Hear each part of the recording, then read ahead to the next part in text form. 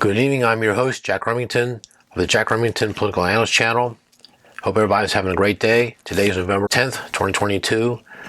A day and a half after the November 8th polls closed the evening, I got to work as a poll worker, processor, register people if they're in the system, get them in the system, let the county government center do all that, but we're the processors. No shenanigans can ever get done in the state of California.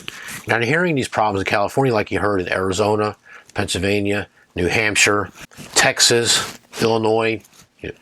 California, we don't seem to hear those issues anymore, do we? So I want to go over these playlists really quick because Fox News has got egg on their face. Fox News, who I watch all the time, I watch the other side to see what they're saying. Everybody kept saying about this red wave, this red tsunami. Well, it turned out to be a red puddle, if that. Just really quick, I'm going to go over the recently uploaded and most popular videos 18 minutes ago. Newt Gingrich, quote, Republicans need to look at why we didn't do any better.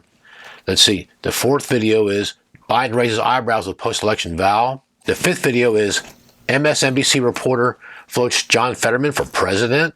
Really? The eighth video, did Biden stumble through his victory lap? The 10th video, Herschel Walker, I'm not going to let them destroy Georgia. Really? Well, he's in a runoff with Warnock.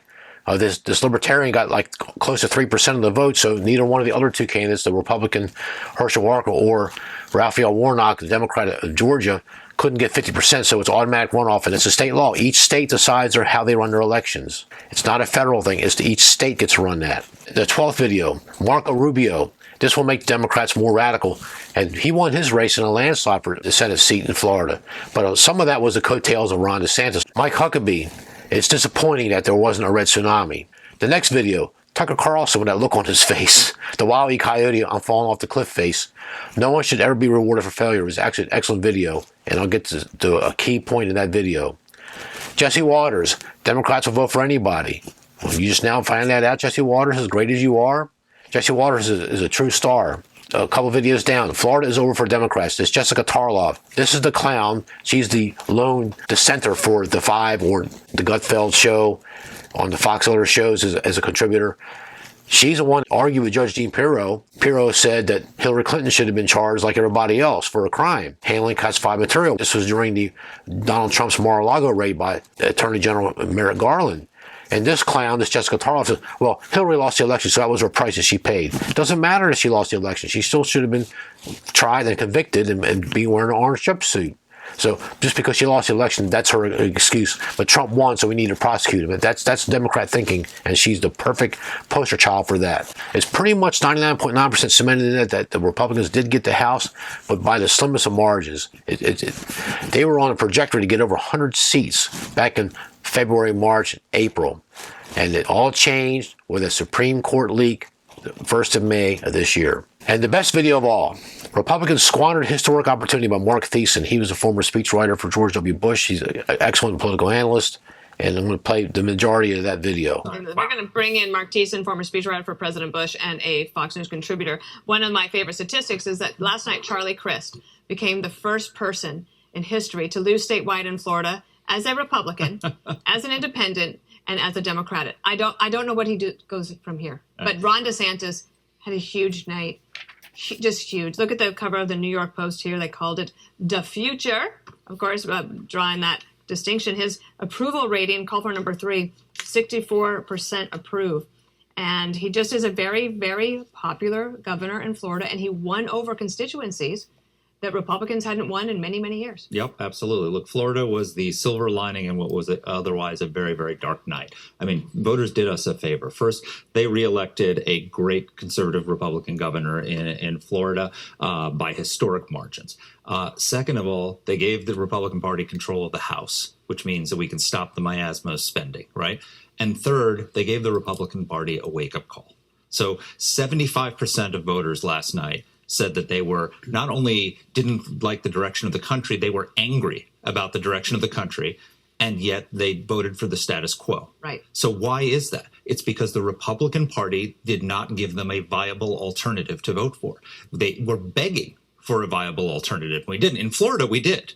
We gave them viable alternatives in Florida. It's in the other states that we didn't, and as a result, we squandered an historic opportunity. Mark, is that a message matter? Because a month and a half ago, the House Republicans came out with their commitment to America. Yeah. Mitch McConnell said, "This is on Joe Biden.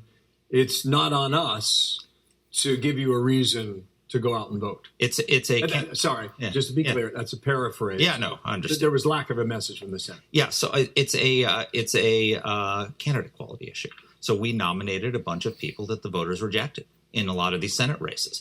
We have a situation. We have the worst inflation in 40 years, worst decline in real wages in 4 decades, worst crime wave since the 1990s, worst border crisis in American history, worst gas prices ever recorded, worst food prices since 1979, worst increase in shelter prices since 1984, worst labor shortage in American history, which is fueling inflation. And Joe Biden is the least popular president in the history of presidential polling, going back to Harry Truman, tied only with Trump occasionally.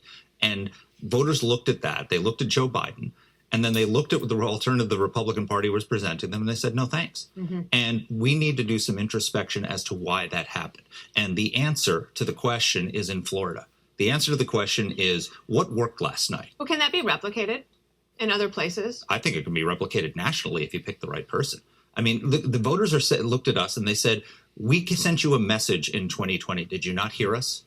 We don't want, and I say this with great regret because I probably spilled more ink in the Washington Post than any human being defending Donald Trump during his presidency. Mm-hmm. I'm not a never Trumper, but the election denial put people over the edge. Yeah.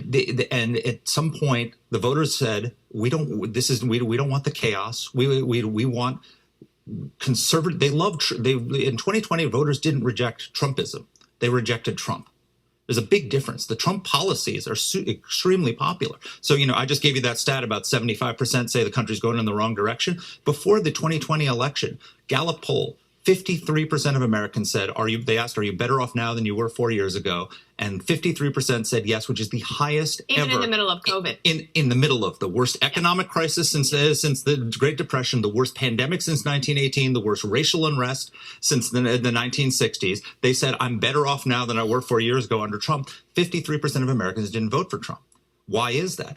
And you look at yesterday, 75% of Americans said we don't like the direction of the country, but they didn't vote Republican. We need to figure out, we need to give the voters of this country who do not want the miasma of spending, they don't want socialism, they don't want this left-wing direction the country's going in, a viable alternative to vote for, and we're not doing it. Reuters just crossing right now out of Georgia, election officials quoted as saying, safe to say there's going to be a runoff for the U.S. Senate come 4 Here weeks we go from again. Yesterday. So if Nevada holds for Laxalt, the Republicans, mm-hmm. if Arizona holds for Kelly, if Ron Johnson holds on in Wisconsin, Georgia, 2 years later, yet again. Yep. And it looks like we're, in all likelihood, we could be at the status quo, 50-50 Senate again. And so what? So then you can write a column and you can say, what was this all about? Yeah. If that happens, Donald Trump cost us the Senate twice in a row. And if you look at all the disasters that we've seen, the $1.9 trillion in spending, which unleashed all the inflation and everything we happened, if we had won Georgia 2 years ago, none of that would have happened. None of that spending, none of the inflation, none of this stuff would have happened. And now we're 2 years later, we have a chance to fix it, and we didn't do it. It's an indictment of the Republican Party. We need a very big period of introspection, looking in the mirror and seeing, how can we present the Americans are begging for a reasonable alternative to what's happening in this country, and we're not giving it to them. And if we don't give it to them, then shame on us. And if you want to wake up I ask people watching the show, how do you feel this morning? Are you disappointed? Are you upset? Do you want to feel that way 2 years from now, on the day after the election? Because that's where we're headed right now if we don't change course. Mark, thanks. Good to be with you last night. More coming up from you.